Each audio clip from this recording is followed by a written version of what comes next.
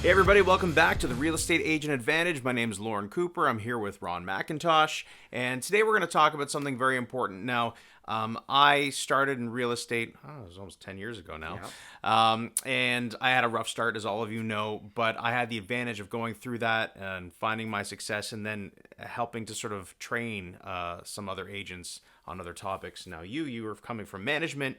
You were definitely in that position. So we wanted to lend our advice to those that are just starting in the industry. When you're just getting started in real estate, it's a lot of scrambling and trying to figure out, what do I do first? What do I do? I don't know. Do I do this? Do I do that? So we wanted to talk about the 5 biggest mistakes that we see new realtors make as they come into the industry. Yeah. All right. Yep. So in no particular order, we'll just sort of throw them out there.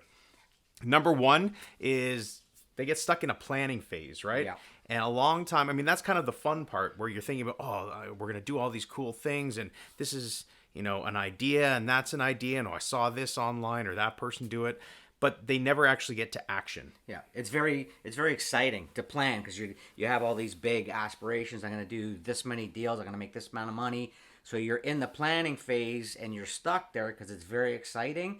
And to actually get out and do it is not so exciting. So that's where a lot of agents, newer agents, get stuck. I know a lot of agents from being in management that they knew everything on MLS. They knew all the properties, but they didn't have any clients to share that information with because they got stuck in learning everything and getting into the planning phase and just being stuck there. That's right. So to add to that, it's important to know the business. Obviously, you'll get to know it better and better as you do it more often. Yeah. But this business is really about getting business, especially when you get started. So you got to get that flow in. There's that term kind of ready, aim, shoot, right? Yeah. I say ready, shoot, aim. Yeah. So you kind of get ready, get the basics together, and then start taking action, and you can start adjusting once you realize things are not working out or working this way or that way. Exactly. So that's number 1. Number 2 is they don't give the action enough time to really produce the results. So and I'm guilty of the same thing when I started. I think we all are. Yeah, I didn't know. You get started, someone tells you, okay, cold call, door knock, do geographic farming, whatever it is. You're not giving it the time it needs to actually generate the business. And we're not talking, 2 weeks, a month, 2 months. Yeah. A lot of these different business models will take 90 days to start generating any traction, 120 days, even 6 months. Something like geographic farming, it's been said, depending on the program that you look at, that you use, it can take a year to a year and a half to really gain the traction in a neighborhood, right? Some are 18 months to 2 years, And something like that, it's very important to realize you want to budget for that. So you don't want to start and throw your money out there and do these things, whether that's online leads or geographic farming, without being prepared ahead of time. So really budget for the length of time that you need to invest to get some sort of return. And if you can't afford it, then put in that sweat equity, right? Yeah, because that's you have unlimited amounts of time and your energy. It costs nothing. So if you get out and actually did this stuff rather than trying to buy the business, it's a lot easier for a new agent. Yeah, to build that database. And speaking of database, that moves us into number 3. A lot of agents skip that part of building some people call it building your list or whatever, but you really have to put together a database of everybody that you know that would recognize your face or your name. Yeah. And that's a solid base to get started. It doesn't mean you have to be that annoying guy that, hey, you want to buy and sell a house? Hey, you want to buy and sell a house? It just means that you need to get organized with some sort of system to keep your database in, even if that's an Excel file sheet. I don't care, but really you should get some sort of CRM. Hopefully your brokerage provides one.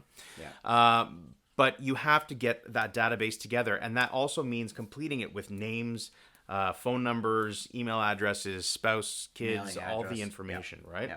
I know a lot of agents that, like you said, they skip this altogether. They don't even have it. But the other good thing about having a CRM is it'll start to make your business more predictable the longer you're in the business, because you can gauge based on how many people you have in your database kind of where you're going to end up each year as far as what your commissions earned will be. So that's one of the big things as a new agent. Get your database started. Start from the beginning with a database, and it'll make your life a lot easier going forward. Yeah, a lot of this business, any business really, but this business in particular really comes down to systems, and that is the heart of your business. So get started with a CRM. It doesn't even matter which one, as long as, most of them have the decent basic requirements. I would say the less convoluted, the better, because you can get lost in a lot of these systems. Yeah. But simple database, keep your stuff in there and keep adding to it. Okay. Yeah.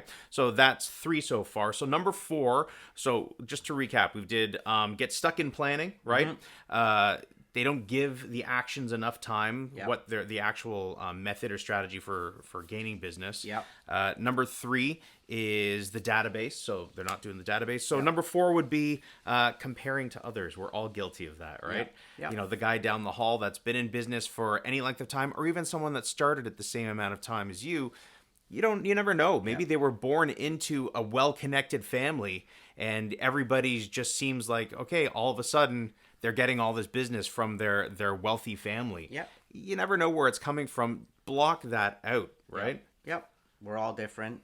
We all have different paths. But yeah, just worry about what you're doing and don't try and mimic what somebody else is doing because it might not fit into your skill set. So find what your skill set is and then just hone in on that and pick 1 or 2 things. Don't do 5 or 6 busy bee. I'm all over the place. Pick 1 or 2 things that you're really good at. Focus on those and give them the time that they're going to need to start seeing the results from it. Yeah, I would say number 1 always is your sphere, your database. Even if you're new and you don't have one, you should be concentrating on building one, whether that's through networking or through prospecting on a daily basis and putting people into your database. So number 1, that's always 1. Then choose another method, whether that is door knocking, cold calling, going to networking groups, whatever it is for you, figure that out. Stick with those 2 and until you start producing results from that. Then you can start to add other columns or funnels for your business. Absolutely. Yep. Okay, great. Now, the last one. I think this is the biggest one. Yeah, so this is tough because a lot of people get into real estate, let's be honest, because they want to work for themselves. They think they have all the flexibility, time flexibility, and there is some flexibility, but I tell people the more flexible your time is, the less money you're making. Right? Yeah. So if you're waking up late, if you're not sticking to an actual schedule and you're thinking, oh, I can do this later, I can do that later, you're not treating it like a business. You're not treating it that way. You're treating it kind of like a hobby, like you're already semi-retired. Most people get right? they get their license and they come into this business acting like they're semi-retired. This is a business. You got to get up, go to work, have a schedule, do your income producing things early, I say, to get them out of the way, and then your day becomes a little bit more flexible. But yeah, you got to treat this like a business. This is not semi-retirement.